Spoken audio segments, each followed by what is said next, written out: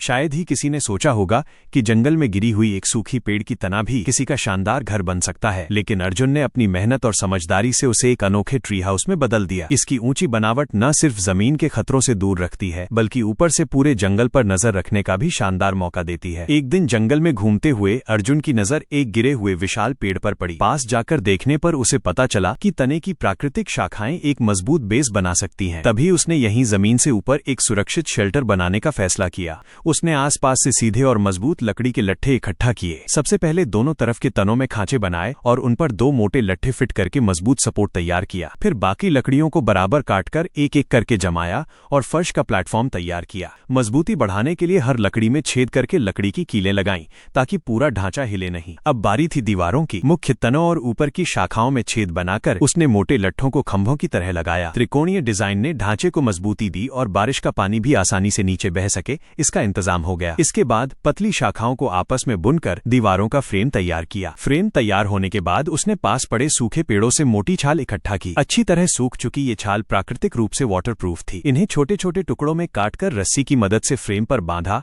और दोनों तरफ की दीवारें तैयार कर दी। अंदर रोशनी आती रहे इसलिए खिड़कियों की जगह भी छोड़ी गई। नीचे उतरकर उसने लकड़ियों से एक साधारण सी सीढ़ी बनाई जिससे ऊपर नीचे आना आसान हो गया। सामने की दीवार को उसने इस तरह डिजाइन किया कि पूरा हिस्सा दरवाजे की तरह खुल सके। खुलने पर वही एक नेचुरल शेड बन जाता था जिससे आधा आउटडोर स्पेस भी मिल गया। इसके बाद सूखी घास काटकर छोटे छोटे गट्ठर बनाए और उन्हें बांधकर मोटे ग्रास पैनल्स तैयार किए। इन्हें खिड़कियों पर ऊपर नीचे खुलने वाले पर्दों की तरह लगाया जिससे रोशनी भी आती रहे और बारिश व ठंडी हवा भी अंदर न पहुंचे। इसी दौरान हल्की बारिश शुरू हो गई, इसलिए कुछ देर काम रोककर वो नीचे प्लेटफॉर्म के पास ही रुक गया। बारिश थमने के बाद उसने पीछे की दीवार को लकड़ियों से बंद किया और लकड़ियों के बीच की दरारों को काई मॉस से भर दिया। यह प्राकृतिक इंसुलेशन न सिर्फ गर्माहट देता है बल्कि पानी भी रोकता है। इससे पूरा घर जंगल के माहौल में इस तरह घुल मिल गया कि दूर से पहचानना भी मुश्किल हो गया। मुख्य दरवाजे को हल्का रखने के लिए उसने लकड़ी की जगह सूखी घास का इस्तेमाल किया। घास को कसकर बांधकर मजबूत डोर पैनल बनाया जो हल्का होने के साथ साथ पानी भी अच्छी तरह रोकता था। बची हुई घास को उसने फर्श पर बिछाकर आरामदायक बिस्तर बना लिया। आखिरकार ट्री हाउस पूरी तरह तैयार हो गया। इस पल को यादगार बनाने के लिए उसने पास ही एक छोटा सा फायर पिट बनाया। सूखी छाल से आग जलाई और रात के खाने की तैयारी शुरू कर दी। मांस और आलू को मसालों के साथ मैरिनेट किया, सीख में लगाया, फॉइल में लपेटकर गर्म पत्थरों और अंगारों पर धीरे धीरे पकने के लिए छोड़ दिया। इंतजार के दौरान वो ऊपर अपने नए घर में गया। बिस्तर पर लेटकर कुछ देर सुकून के पल बिताए और जंगल की खामोशी का आनंद लिया। करीब 1.5 घंटे बाद रात पूरी तरह ढल चुकी थी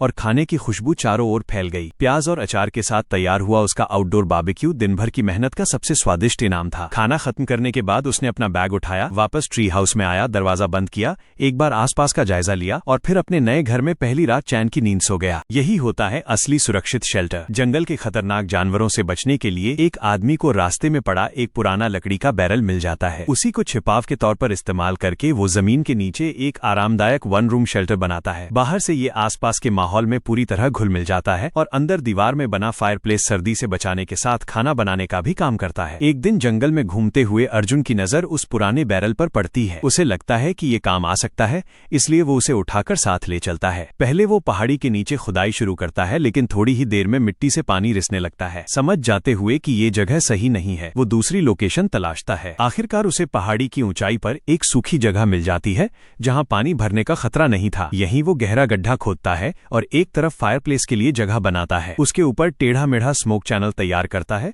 ताकि धुआं आसानी से बाहर निकल सके। खुले हिस्से को लकड़ी के टुकड़ों से बंद करके उन पर गीली मिट्टी की मोटी परत चढ़ा देता है। इससे दरारें भी बंद हो जाती हैं और लकड़ी आग की गर्मी से सुरक्षित रहती है। फिर घास और मिट्टी से मजबूत परत बनाकर चिमनी को ऊपर तक तैयार करता है जिससे धुआं वापस कमरे में न आए। इसके बाद सूखी लकड़ियां जलाकर फायरप्लेस की टेस्टिंग करता है। इससे मिट्टी जल्दी सूख जाती है और उसी आग पर अपना साधारण लंच भी बना लेता है। खाना खत्म करने के बाद वो काम में फिर जुट जाता है। अब वो लकड़ी का बैरल ऊपर फिट करता है और उसके नीचे एक एंट्री टनल बना देता है। अंदर आने जाने के लिए लकड़ी की सीढ़ी तैयार करता है। फिर मजबूत लकड़ियों से 2 ट्रायंगुलर फ्रेम्स बनाकर उन पर तख्ते रखता है और एक सिंगल बेड तैयार हो जाता है। इसके बाद मोटे पेड़ों के तनों से छत का ढांचा बनाकर उस पर लकड़ी, वाटरप्रूफ शीट और मिट्टी की परत बिछाता है। आखिर में ऊपर घास बिछा देता है जिससे पूरा शेल्टर बाहर से बिल्कुल प्राकृतिक जमीन जैसा दिखाई देने लगता है। सारा काम पूरा होने पर वो अपना बैग अंदर लाता है, स्लीपिंग बैग और कंबल बिछाकर रात की तैयारी करता है। मोटी लकड़ी से एक छोटा सा टेबल बनाता है और दीवार पर कुछ तस्वीरें लगाकर जगह को थोड़ा आरामदायक बना देता है। शाम होते ही फायरप्लेस दोबारा जलती है। वो फॉइल में लिप्टी सॉसेज को धीरे धीरे रोस्ट करता है। फिर कढ़ाई में थोड़ा पॉर फैट गर्म करके उसमें आलू और प्याज भूनता है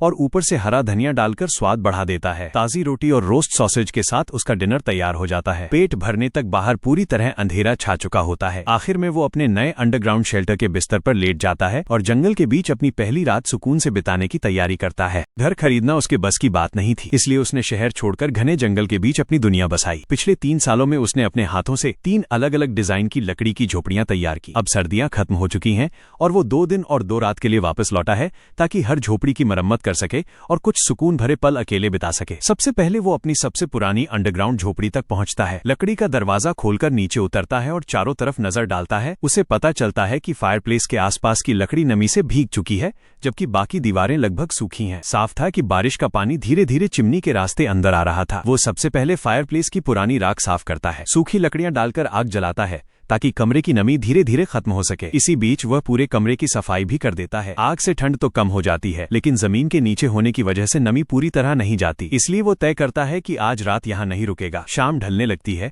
और वो लगभग आधे घंटे जंगल में पैदल चलकर अपनी दूसरी सबसे बड़ी झोपड़ी तक पहुँचता है। इसमें अलग बेडरूम और लिविंग एरिया है। यहाँ की हवा साफ और सूखी है, इसलिए रात बिताने के लिए यही सबसे बेहतर जगह लगती है। वो पहले कमरे की धूल और लकड़ी के बुरादे की सफाई करता है, फिर बैग से स्लीपिंग बैग निकालकर बिछाता है और पूरे दिन की मेहनत के बाद आराम से सो जाता है। अगली सुबह बिना किसी शोर शराबे के उसकी आंख अपने आप खुलती है। थर्मामीटर देखकर पता चलता है कि मई का महीना होने के बावजूद जंगल में अभी भी अच्छी खासी ठंड है, इसलिए वो सर्द रातों के लिए सूखी लकड़ियों का इंतजाम करने का फैसला करता है। कुल्हाड़ी से मोटे लट्ठों को छोटे छोटे टुकड़ों में काटकर बेड के नीचे करीने से जमा देता है ताकि जरूरत पड़ने पर आसानी से इस्तेमाल हो सके और जगह भी न घिरे। थोड़ी देर आराम करने के बाद वो बाहर जाकर और लकड़ियां इकट्ठा करता है और उन्हें शेड में सलीके से रख देता है। जंगल में दिन और रात के तापमान का बड़ा फर्क होता है, इसलिए सूखी लकड़ियों का अच्छा स्टॉक जिंदगी के लिए बेहद जरूरी है। इसके बाद वो कमरे में लौटकर फायरप्लेस खोलता है। नीचे लगी हीट इंसुलेशन प्लेट हटाते ही दिखता है कि सबसे नीचे की इंसुलेशन परत पूरी तरह भीग चुकी है। अगर इसे समय रहते सुखाया न जाए तो लकड़ी जल्दी सड़ सकती है। वो पहले पूरा हिस्सा साफ करता है, फिर फायरप्लेस दोबारा फिट करता है, ऊपर कुछ पत्थर रखता है ताकि गर्मी बराबर फैले और फिर से आग जलाकर नीचे की भीगी हुई लकड़ी को धीरे धीरे सुखाने लगता है। जब तक फर्श सूख रहा होता है वो बाहर बने ईंटों के ओवन की सफाई करता है ताकि शाम का खाना आसानी से बनाया जा सके। अभी दिन बाकी था, इसलिए वो तीसरी झोपड़ी देखने निकल पड़ता है जिसे उसने पिछले साल बनाया था। घने जंगल से गुजरते हुए वह कुछ ही देर में वहां पहुंच जाता है। सीमेंट और लकड़ी के खंभों से बनी ये झोपड़ी काफी मजबूत है। अंदर जाकर देखता है कि सब कुछ पहले जैसा ही है, लेकिन बर्फ पिघलने की वजह से लकड़ियों के बीच से नमी अंदर आ गई है। अच्छी बात ये थी कि थोड़ी हवा और गर्मी मिलने पर ये आसानी से सूख सकती थी। वो पेड़ की सूखी छाल से आग जलाता है और फायरप्लेस की गर्मी से कमरे की नमी दूर करता है। इसके बाद पूरे कमरे की सफाई करता है और सब कुछ ठीक ठाक करके वापस अपनी दूसरी झोपड़ी की ओर लौट जाता है। तब तक रात हो चुकी होती है। वो बाहर बने ओवन में पहले से तैयार पिज्जा रखकर धीमी आंच पर बेक करता है। कुछ ही देर में गर्मा गर्म पिज्जा तैयार हो जाता है। खाना खत्म करने के बाद वो दरवाजा बंद करता है, पूरे दिन की थकान लेकर बिस्तर पर लेट जाता है और जंगल के बीच एक और सुकून भरे दिन का अंत हो जाता है। शायद ये अब तक की सबसे मायने रखने वाली कासल रेनोवेशन सीरीज है। इसलिए नहीं कि ये किला कितना भव्य है, बल्कि इसलिए कि पिछले 3 सालों में हमने सिर्फ एक पुरानी इमारत को दोबारा जिंदा होते नहीं देखा, बल्कि एक खूबसूरत रिश्ते को भी नई मंजिल तक पहुंचते देखा। 2023 की पहली वायरल वीडियो से लेकर आज के 21वें एपिसोड तक अनन्या और आरव प्रेमी से पति पत्नी बने और अब जल्द ही माता पिता भी बनने वाले हैं। सच कहूं तो ये देखकर मुझे किले के पूरा होने से भी ज्यादा खुशी हुई। पिछले साल उन्होंने अनन्या के बचपन वाले कमरे की मरम्मत पूरी की, दुल्हन के लिए एक खास बाथरूम तैयार किया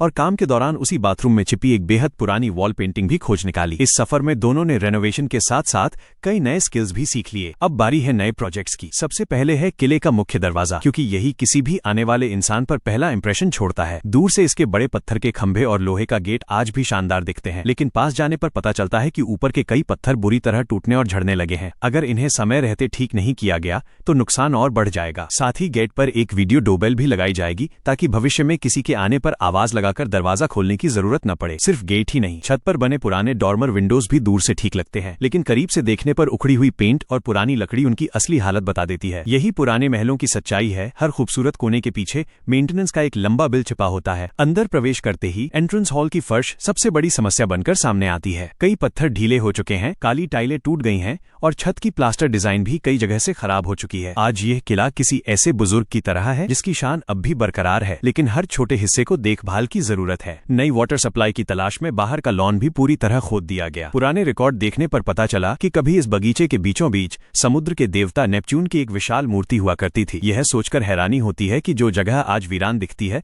वहाँ कभी फव्वारे चलते थे, मूर्तियां खड़ी थीं और मेहमान सैर किया करते थे। नई मूर्ति बनवाना काफी महंगा पड़ेगा, इसलिए फिलहाल उनकी कोशिश सिर्फ इतनी है कि असली नेपच्यून की मूर्ति आखिर गई कहाँ। अगर वो कभी मिल गई तो उसे वापस लाकर इस किले की खोई हुई यादों को फिर से जोड़ा जा सकता है। इन सभी कामों की शुरुआत एंट्रेंस हॉल की फर्श से हुई। विशेषज्ञों की सलाह पर तय हुआ कि पूरी फर्श बदलने के बजाय हर पत्थर को उसकी ओरिजिनल पोजीशन के साथ सुरक्षित रखा जाएगा। इसलिए सबसे पहले हर स्टोन स्लैब पर लेबल लगाया गया, फिर उन्हें सावधानी से निकालकर साफ किया गया ताकि बाद में उसी जगह दोबारा लगाया जा सके। हालांकि कुछ काली टाइलें इतनी टूट चुकी थीं कि उनका इस्तेमाल संभव नहीं था, इसलिए नई ब्लैक मार्बल टाइल्स को बिल्कुल पुराने आकार में काटा गया। उनकी मोटाई अलग अलग थी, लेकिन नीचे बिछाई गई महीन रेत की मदद से हर टाइल को बराबर स्तर पर सेट कर दिया गया। यही पुराने घरों की मरम्मत को सबसे मुश्किल और सबसे खूबसूरत बनाता है। यहाँ सब कुछ नया लगाना मकसद नहीं होता, बल्कि नई मेहनत को इस तरह जोड़ना होता है कि पुरानी पहचान बनी रहे। धीरे धीरे काले और सफेद पत्थरों का डिजाइन फिर से उभरने लगा और कभी टूटी हुई फर्श ने अपनी पुरानी शान वापस पा ली। बाहर की दीवारों पर फैली आईवी भी तेजी से दीवारों की दरारों में घुस रही थी, इसलिए उसे हटाने का काम शुरू किया गया। सफाई के दौरान दीवार के अंदर से कुछ पुराने सिक्के भी मिले। लगता है दुनिया के किसी भी कोने में लोग शुभ संकेतों और मान्यताओं को उतनी ही अहमियत देते रहे हैं। अब इस किले की रेनोवेशन पहले जैसी तेज नहीं रही। 2023 से शुरू हुआ ये सफर आज 21 एपिसोड तक पहुंच चुका है। किला धीरे धीरे फिर से अपनी पहचान पा रहा है और उसके साथ साथ उनकी जिंदगी भी एक नए अध्याय में प्रवेश कर रही है। कभी कभी लगता है कि हम सिर्फ एक किले की मरम्मत नहीं देख रहे,